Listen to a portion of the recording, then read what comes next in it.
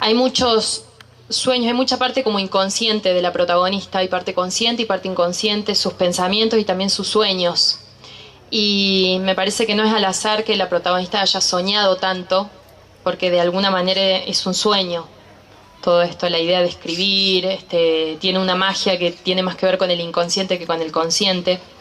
Y en este marco del mes de la mujer, me parecía importante leer este fragmento y para que conozcan un poquito más y de paso a ver qué les parece.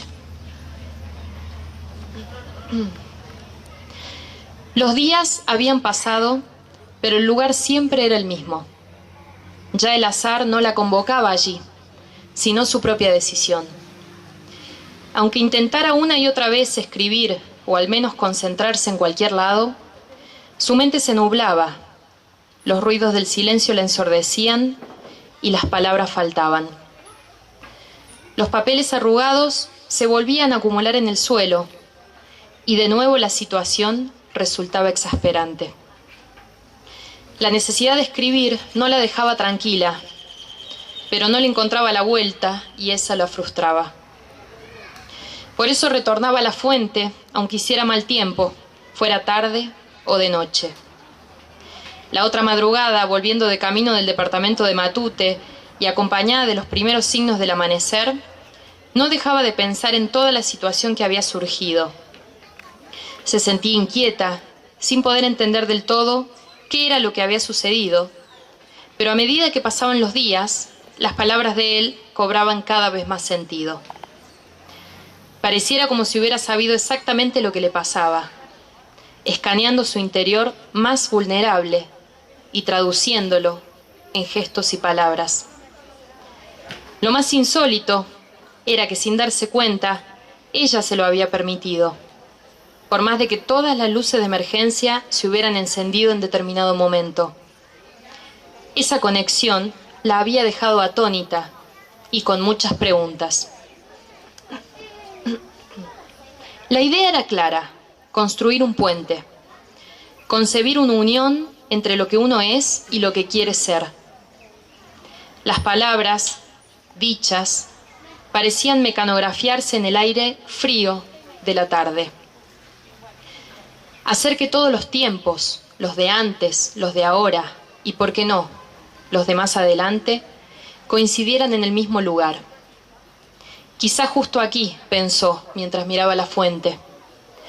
Por alguna razón, ese espacio servía como catalizador de las emociones más enraizadas en el interior de alguien como ella. Se decidió a entrar por primera vez, a ver qué tenía ese lugar para decirle. Sentía que era su deber aprender a escuchar todas las voces que pudiera para lograr percibir la propia. ¿Pero cuáles? ¿Qué escondía aquel lugar que funcionaba de antena para las señales de la memoria? Descubrió sin mucha sorpresa que ese lugar mágico para su escritura y balsámico para el espíritu había sido en otro momento un asilo devenido luego en una cárcel de mujeres.